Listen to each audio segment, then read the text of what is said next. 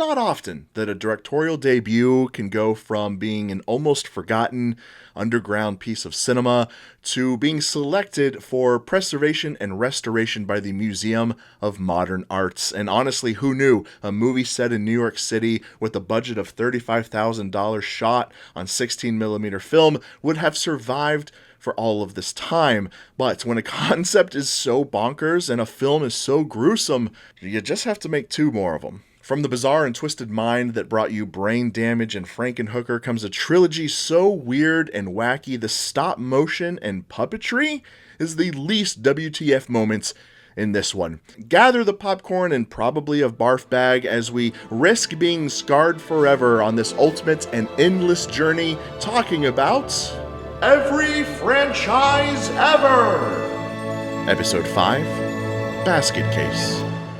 Hello friends, and welcome to Every Franchise Ever, where I, Bryan Starr, am watching, reviewing, and ranking the movies of every franchise ever. And we are on episode 5. I just can't believe it. And full disclosure on this one, this is the hardest thing that I've done in the world of content creation. And honestly, I am not ahead.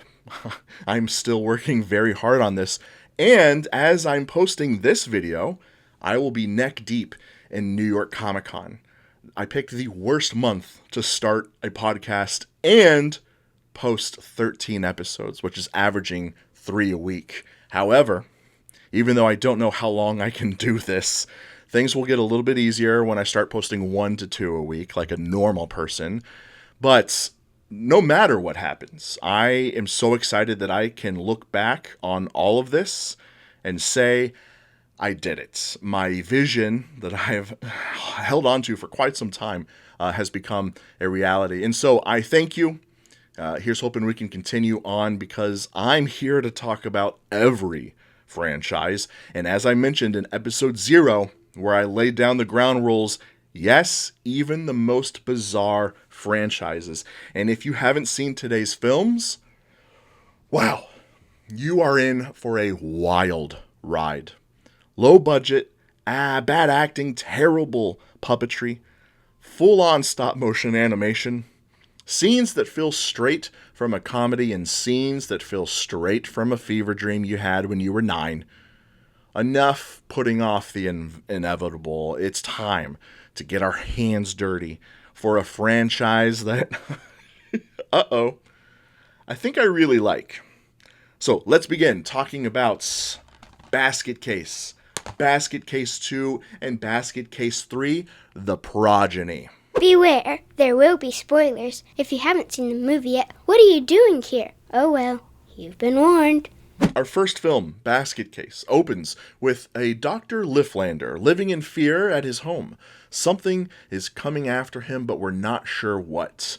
It's dark, the phone is dead, and something is scattering about, and after failing to shoot this shadowed creature, a gruesome hand reaches up, tearing apart Lifflander's face. Smash cut 2. No Time to Breathe. Exterior, New York City. Our lead, Dwayne Bradley, has arrived to the city carrying a wicker basket. Not a whisker. That would be funny, though. He grabs a room from the cheapest, dirtiest motel and comes back to the room with a huge bag of burgers, and he starts feeding something inside the basket while talking to it. We skip to the following day when Dwayne shows up to a Dr. Needleman's office carrying the same basket. Before seeing the doctor, he meets Sharon, who's working at the front desk. We will get back to her. But while visiting Needleman, Dwayne takes his shirt off and exposes a wild-looking scar that Needleman seems to recognize. Dwayne leaves the doctor, and this gives Needleman time to frantically call a Dr. Cutter. He tells her about Dwayne's visit and the death of Dr. Lifflander, and Cutter tells him to forget about it, don't worry. And mind you, we have no idea what's going on, so if you're just as confused by what I'm saying, that's the movie. But don't worry, because it's time to see what's inside the basket. After Needleman ends the phone call, he hears someone inside his office, scattering about. He's panicking. He goes for the light, and that's when Belial is revealed. Think of Belial as a pile of silly putty, like the old school skin color silly putty.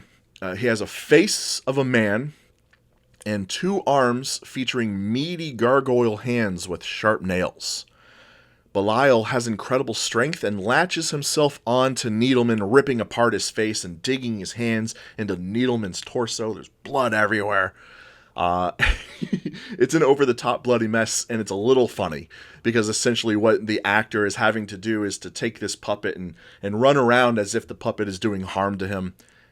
It's low budget, right? And sometimes, you gotta just let the budget restraints be a budget restraint and just suspend your disbelief. But yeah, Needleman is dead, obviously. And Dwayne is there to gather Belial and place him back into the basket and head home. The next day, Dwayne sneaks off to see receptionist Sharon. But unfortunately for Dwayne, Belial has a telepathic connection to him. He realizes this, and he's a jealous creature. So while Dwayne is smooching with Sharon, Belial, he goes on a full-on rampage in the hotel room. And this is one of the craziest sequences in the movie. Just one of them, by the way. First off, the noise Belial makes is terrible. It's a nightmare. It sounds like hell on earth. This is also when we get to see some stop motion, kind of coming out of nowhere. This puppet is moving around the room and wreaking havoc, and the stop motion is mixed in with puppetry. You can clearly see someone's hand working the puppet. So that's fun, but this is insane. Also, everyone in the hotel can hear this chaos, so they all decide to go into the hallway asking each other what is going on. And I'm talking 20 plus people smashed in this hallway, all screaming over each other to figure out what's going on. It's comical. It's wild. No one works in this building, apparently. One of the neighbors sneaks into Dwayne's room to steal a pile of cash, and also decides to open the basket, where, of course, Belial is going to jump out and kill the guy. And the moment he starts to attack, Dwayne can sense telepathically that this is happening. He runs back home, where everyone in the hotel has found the dead body with a bloody trail leading out the window. And the body isn't in Dwayne's room, so for now, he's good. He's off the hook. That night, Dwayne takes Belial to a local bar where he runs into one of their local neighbors, Casey. And this is finally when we get to figure out more to this story. And I'm talking we're like 30 minutes, maybe 40 into this movie. But in a flashback, drunkenly told to Casey by Dwayne, we see that Dwayne and Belial were conjoined twins, killing their mother in childbirth. The father resents the creature attached to Dwayne and only considers Dwayne as his son, and Belial, of course, a monster. I mean, they named him Belial, which is a demon in religious text, and sometimes even the name for the devil himself. Dwayne's aunt is the only person who loves and takes care of them both. And so, as they get a little bit older, Dwayne is pulled into a room to have emergency surgery and be separated by Belial against their will. The surgery was done by doctors Lifflander, Needleman, and Cutter. They threw Belial in the trash, but that's when Dwayne senses a telepathic connection to him.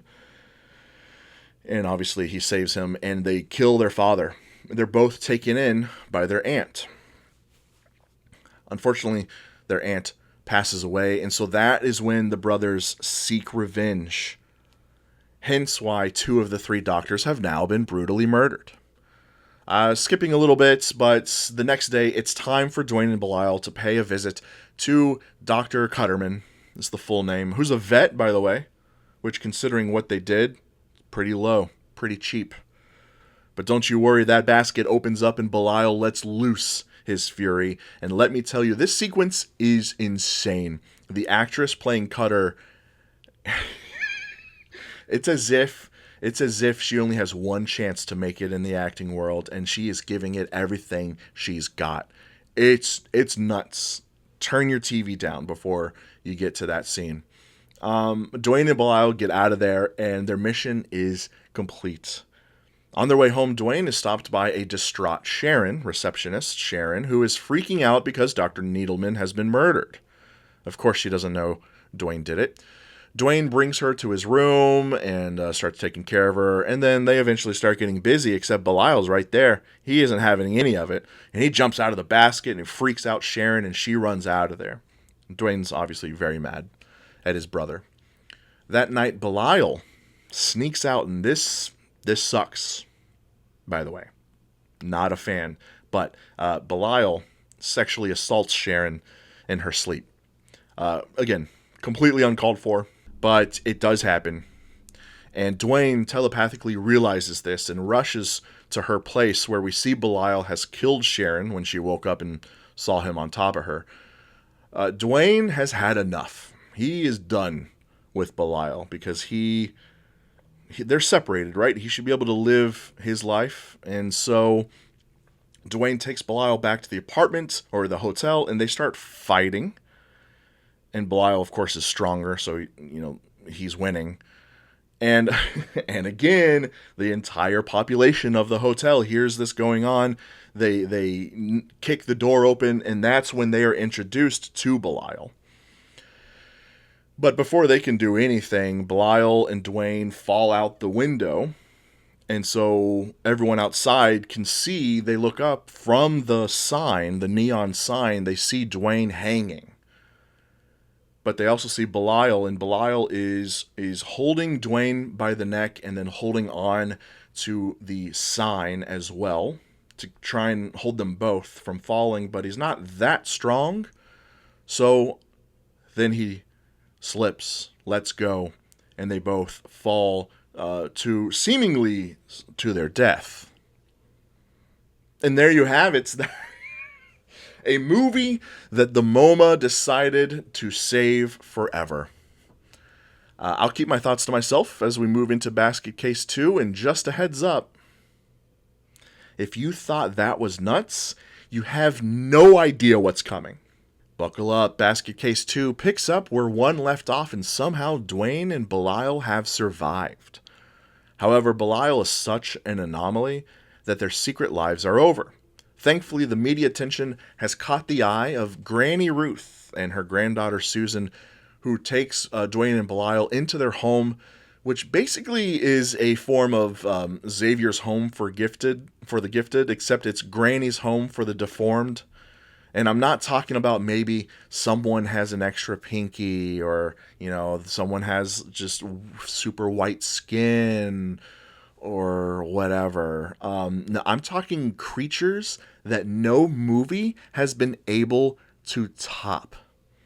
Think of all of the masks and monsters seen in the first Halloween Town, and then mix that with Tony Shalhoub and the Thum Thumbs and all of the creatures from Spy Kids. You're getting close. Let me explain some of these for you. One of them is like if Hey Arnold, football head, was just his head, and his mouth was the same size horizontally, and he just sort of sits on a drawer on the ground, except, what's this? Perfect opera voice.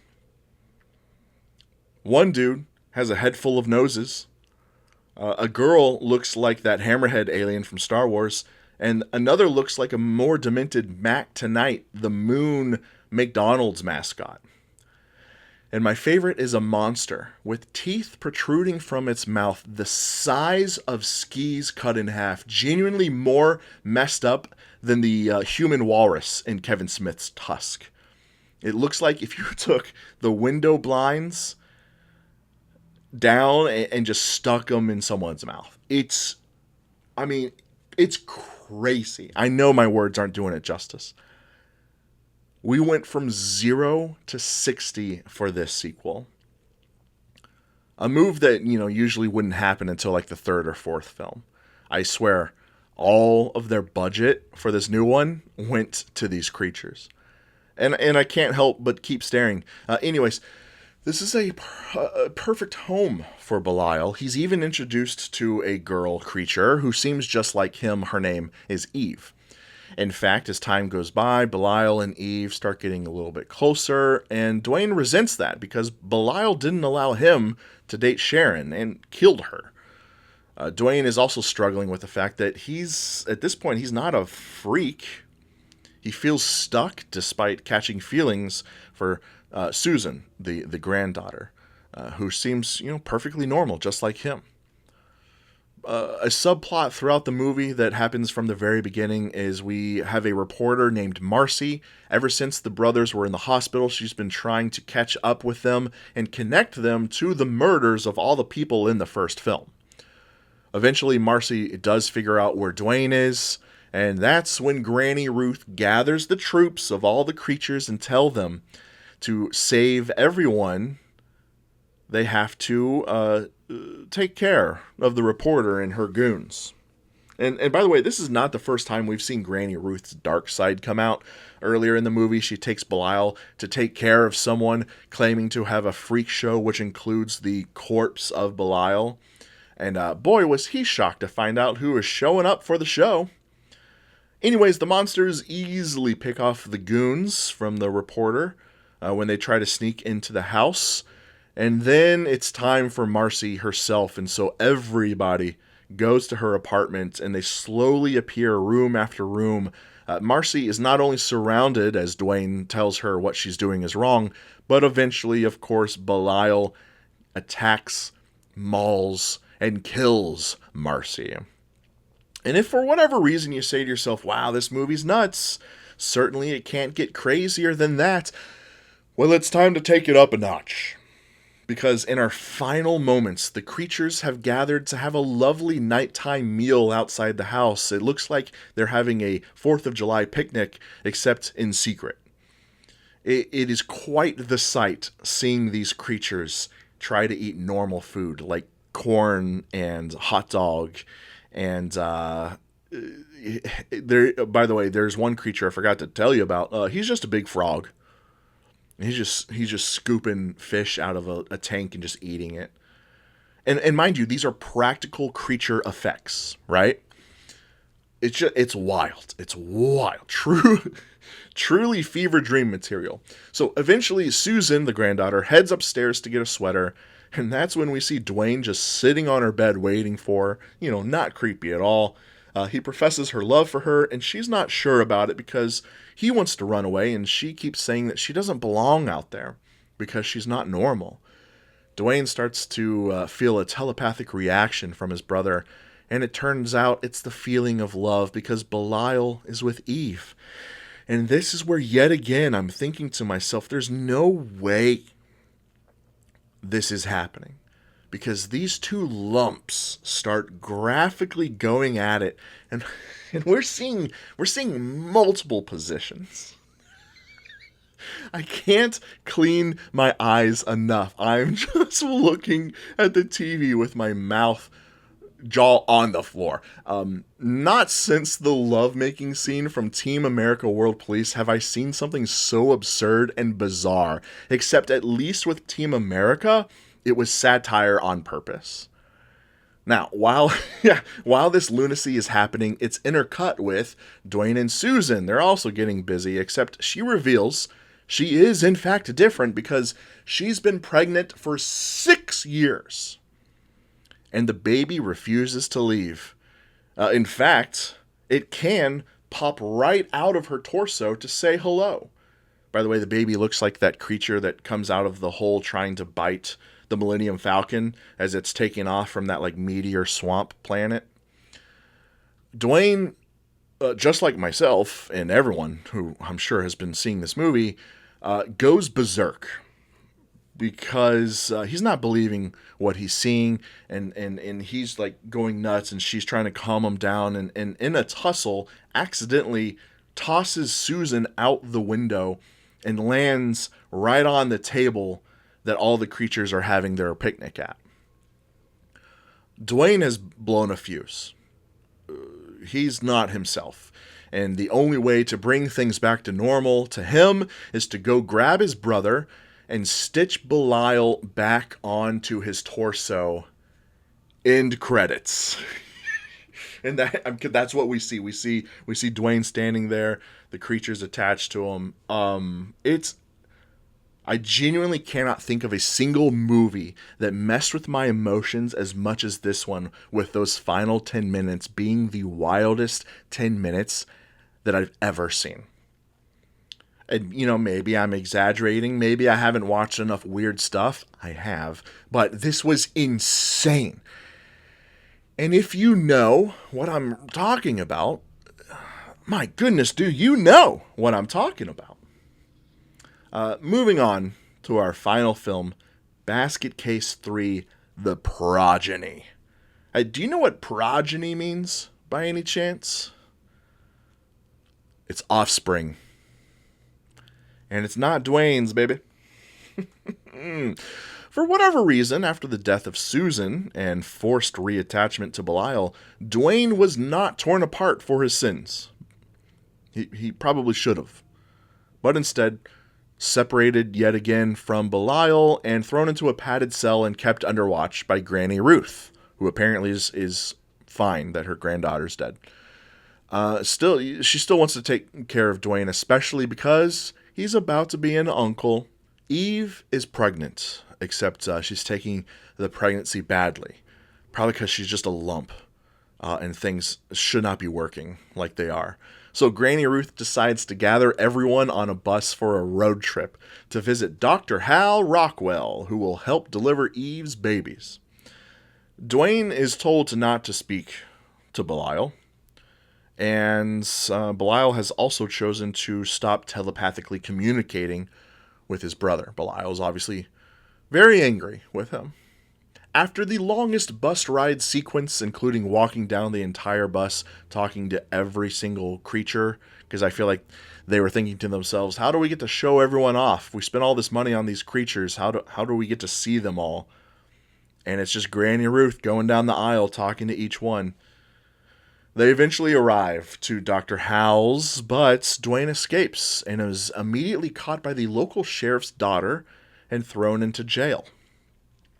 Meanwhile, Eve gives birth to 12 children in yet another wild fever dream sequence. The noises, the images, it's just nuts. Oh, and by the way, Hal has a son, Lil Hal, which is a use of irony, because he's about the size of a small hut and has multiple arms. He's also a genius, inventor, and he delivers the babies. And you're not going to believe who his mom is. That's right, Dr. Hal and Granny Ruth used to be married. And Granny Ruth is coming back home to see her son. The twists and turns, I tell you. Anyways, some officers hear about $1 million reward for Dwayne. They actually see it on a wanted sign and realize Belial is probably at Dr. Hal's house, so they decide to head on over and grab him. Unfortunately, they not only find all those blob babies, they mistake Eve for Belial and shoot her with a shotgun. They grab the babies and get out of there just as the other creatures rush in and discover the aftermath. Everyone is sad, and Belial is ready for revenge.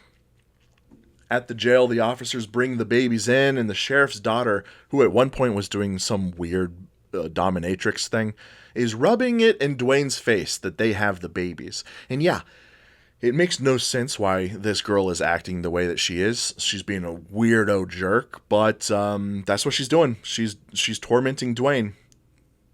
And Dwayne immediately realizes that Belial is at the jail because the telepathic connection comes back. And it's at that moment Belial destroys everyone in the jail, giving us some really fun, brutal effect moments, like when Belial is chewing someone's face, or it turns a dude's head just completely 180. It's pretty cool. It's pretty cool to watch if that's your thing. Dwayne runs away with Belial, leaving the babies behind because they were locked in a cell, and it was right when the sheriff comes home, shotgun in hand. And after scaring them away, the sheriff realizes his daughter has been killed, so he's pretty mad. The sheriff decides to make a deal with Granny Ruth, a trade. Belial for the babies. And so Granny Ruth says, fine, meet us here and we'll make it happen. The sheriff shows up with the babies to make a trade for Belial, but what he doesn't know is prior to this, Lil Hal, not Doctor, Lil Hal, the inventor, and Dwayne, they've been cooking something up. And we get to see it because Belial shows up in what is essentially a full-on mech suit, ready to stand side by side with Sigourney Weaver to attack some aliens. We at this point clearly have lost the plot, especially when the sheriff is holding his own against this mech suit, and all he's doing is just bashing it with a wooden stake. And he knocks Belial over. But before he can finish everything, he's somehow knocked into a basket of the babies, and they all latch onto the sheriff's body and start tearing him apart. The movie ends with a Jerry Springer kind of Maury-style talk show with the topic, Freaks and the Women Who Love Them, but it's interrupted by the entire Granny Ruth gang, who gives a few words of warning to the audience. And she says, from now on, this is our world. No more hiding, no more running away. If you see us walk down the street and you don't like it, get out of our way. We're here to stay, and nothing and no one can ever make us hide again. Have a nice day. And there we go. We've experienced the bulk of these basket case films together. Truly some of the most out there, bonkers, acid trip, fever dream movies there are. In the end, though, I can't help but enjoy it. There's clearly a reason why I added it to the podcast. Here at the beginning, too. I need people to see this. I think that's why. This is a train wreck I can't stop looking at, but a wild time I can't stop thinking about. Truly blown away by the creature work and the puppetry, and I genuinely hope that one day we get a remake and there's not a single lick of CGI in the entire thing. Just pure, bizarre, monster effect work that pushes the boundaries of what's practically possible. I think that would be so much fun. I'm eager, I'm ready, and before I say anything else, let's just jump right into it. It's time for the ranking. We are back to covering 3 movies, so keeping it simple, in third place, it definitely has to be number 3, The Progeny. There you go. If you're watching, I'm showing the Blu-ray copy so you can see it. As I mentioned, this one seems to have lost the plot, and that's after the whiplash of how simple number 1 is compared to how complex number 2 is. I also read that number 3 was rushed, and the director didn't even really want to do it, and that's probably how he ended up with Belial being a mech, taking on one single person after we just saw 3 movies of Belial taking on multiple people at once. It's unnecessary. It's over the top in a bad way, whereas the other stuff is just kind of fun. I don't know. It feels lazy, feels like an afterthought. So, last place, it must go. And for second place, even after what I've said so far in this podcast and the way that I've been reacting, I am placing Basket Case, the first film, in second place. And it genuinely boils down to what I have to say about the second film. So in a rare occurrence, I'm skipping right to first place versus just kind of repeating the same things over and over again, because that's the difference. The difference between Basket Case being in second place and Basket Case 2 being in first place is this. The moment we are introduced to the abundance of freaks in number 2, I'm locked in, having a fun, unhinged time. And even though I can't stress it enough how psychotic the final 10 minutes are, I sat there watching, jaw on the floor, and the rest of my mouth is just in a shape of a smile. I couldn't believe what I was seeing, and I was having fun, admittedly. So there you go. Pretty simple. Lock it in. That is the official ranking of the Basket Case trilogy. I am fully aware of what I'm doing to myself. This is probably not an episode for a wide-eyed audience. It's for me, and I feel like that's going to happen a few times. But hopefully some of you out there are Basket Case stans and can let me know in the comments. Or maybe you can share this episode with people who just can't stop talking about Basket Case, and for good reason. But yes, full episodes are on YouTube and Spotify, and the ranking portion of each episode I've kind of broken down and turned into an entirely different piece of content. There's a separate background and everything. So if you love movie rankings, definitely go check those out. Even if you already know the rankings from the podcast, I think it's still pretty fun. If anything, you can see more of my collection that I have behind me. Those are on Instagram and TikTok. Now, listen, I'm trying to do this full time. The algorithms aren't going to let it happen, and that's fine. But the only way to make this truly live forever is from the supporters that are joining my Patreon and my Ko-fi. They're the ones that will keep the dream alive as they come in.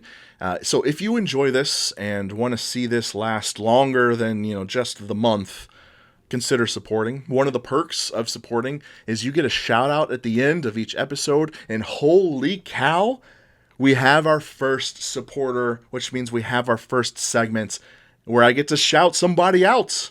And so I have Jake Boyce, the absolute legends, and I think I'm also, for the video, I'm going to start putting names right here. And golly, I would love, for the video portion, I would love names everywhere. I would love to fit everybody in here. But for now, Jake, congratulations. You're here. You're the only one. And seriously, that means so much to me. When I saw the notification, man, a huge smile on my face. So thank you, Jake. I appreciate that. Hey, I am forever grateful for you. The fact that you are taking the time to get this far into a podcast. So thank you. Thank you. Thank you.